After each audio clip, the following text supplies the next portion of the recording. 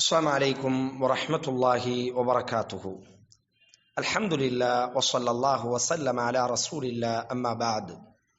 பாசமான சகோதர சகோதரிகளே, நாம் அனைவரும் நம்பி இருக்கக்கூடிய மிகப்பெரிய ஒரு நம்பிக்கை, ஒவ்வொரு முஸ்லிமும் நம்பக்கூடிய மிக முக்கியமான ஒரு நம்பிக்கை, நாளைக்கு மறுமையில் அல்லாஹுவிற்கு முன்னால் நாம் அனைவரும் விசாரிக்கப்படுவோம்.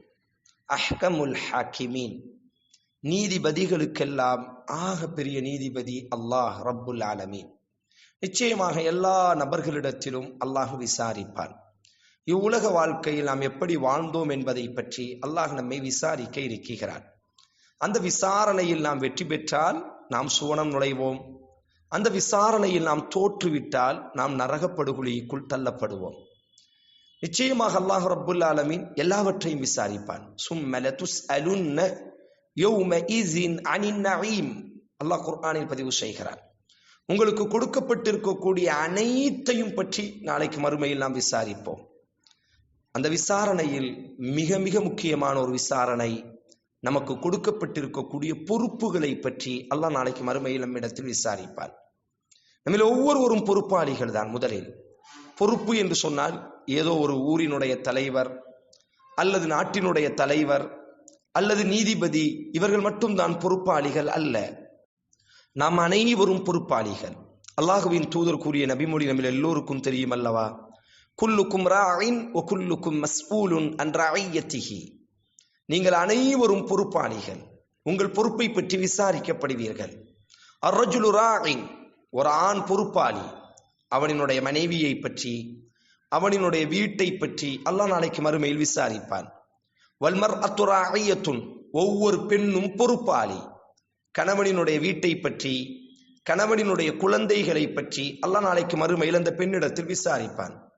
அல் இமாமு ராஇன், ஊரினுடைய தலைவர், ஜமாஅத்தினுடைய தலைவர், நாட்டினுடைய தலைவர், யாராக வேண்டுமானாலும் இருக்கலாம், தலைவர் பொறுப்பாளி. அவருக்கு கீழ் இருக்கக்கூடிய பொறுப்பை பற்றி நாளைக்கு மறுமையில் அல்லாஹ் விசாரிப்பார். இப்படி அனைவரும் பொறுப்பாளிகள் தான். நம்முடைய பொறுப்பிற்கு நாளைக்கு மறுமையில் நாம் விசாரணை கொடுக்க வேண்டும். அல்லாஹுவின் தூதரிடத்தில் அபூதர் ரலியல்லாஹு அன்ஹு வருவார்கள். அல்லாஹுவின் தூதரே, எனக்கு ஏதாவது ஒரு பொறுப்பை தாருங்கள், ஏதாவது எனக்கு ஒரு பதவியை தாருங்கள். அல்லாஹுவின் தூதர் அபூதரினுடைய கையை பிடித்து சொல்வார்கள், அபூதர்ரே, அல்லாஹ்வுக்காக நான் உன்னை அதிகம் நேசிக்கிறேன். வேண்டாம் அபூதர்ரே, பொறுப்புகள் நாளைக்கு மறுமையில் இருளாகவே வந்து நிற்கும். அந்த பொறுப்புகளுக்கு நாளைக்கு மறுமையில் விசாரணை கொடுக்க வேண்டும். ஆதலால் எந்த ஒரு பொறுப்பும் உனக்கு வேண்டாம் அபூதர்ரே என்று அல்லாஹுவின் தூதர் அபூதரிற்கு அல்லாஹுவின் தூதர் செய்த உபதேசம். அப்ப நாம விரும்பி ஒரு பொறுப்பை ஏற்றுக்கொள்ளக்கூடாது. அதனால தான் அல்லாஹுவின் தூதர் சொன்னார்கள், ஒரு மனிதர் விரும்பி ஒரு பொறுப்பை அடைந்தால் அல்லாஹ் அந்த பொறுப்பிலேயே அவரை சாட்டி விடுவான்.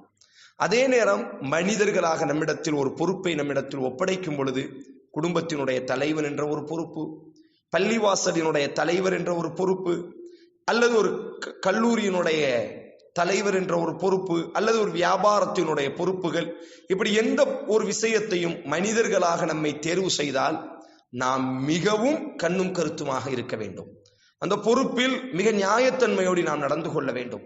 நம்முடைய விருப்பு வெறுப்புகளுக்கு அப்பாற்பட்டு, நம்முடைய இன்ப துன்பங்களுக்கு அப்பாற்பட்டு அல்லாஹ் எனக்கு தந்திருக்கக்கூடிய பொறுப்பு நாளைக்கு மறுமையில் அல்லாஹ்வின் இடத்தில் விசாரிப்பான். ஆதலால் நான் சரியான முறையில் நடந்து கொள்கிறேன் என்பதாக சரியான முறையில் நாம் நடந்து கொள்ள வேண்டும்.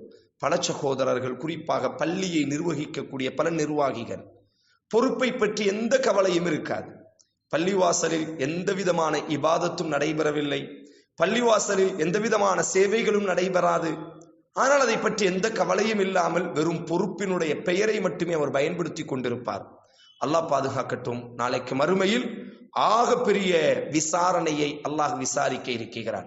ஆதலால் முடிந்த அளவிற்கு நம்முடைய பொறுப்புகளில் நாம் அதிகம் கவனம் செலுத்த வேண்டும்.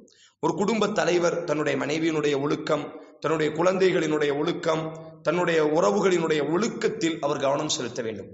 உறவுகளை பற்றி, குடும்பத்தை பற்றி நாளைக்கு மறுமையில் அல்லாஹ் அவரிடத்தில் விசாரிப்பான். அதே போன்று ஒரு ஊரினுடைய தலைவர், ஒரு ஜமாஅத் பள்ளிவாசலினுடைய தலைவர் தன்னுடைய பள்ளிக்கு கீழ் இருக்கக்கூடிய, தன்னுடைய பள்ளியில் தொழுகைக்கு வரக்கூடிய அந்த நபர்களினுடைய ஒழுக்க ரீதியாக, அவர்களினுடைய கஷ்டங்களை போக்கும் ரீதியாக எல்லா விஷயத்திலும் ஒரு கவனம் செலுத்துபவராக இருக்க வேண்டும். நாம் நம்முடைய பொறுப்பில் சரியாக இருந்தால் நாளைக்கு மறுமையில் நாம் வெற்றி அடைவோம். பொறுப்புகளை பெயருக்கும் புகழுக்கும் நாம் பயன்படுத்தினால் அல்லாஹ் பாதுகாக்கட்டும். இவ்வுலகத்திலும் அல்லாஹ் இழிவை சாட்டுவான். நாளைக்கு மறுமையில் விசாரணை நீதிமன்றத்தில் நாம் குற்றவாளியாக தீர்ப்பு கொடுக்கப்படுவோம்.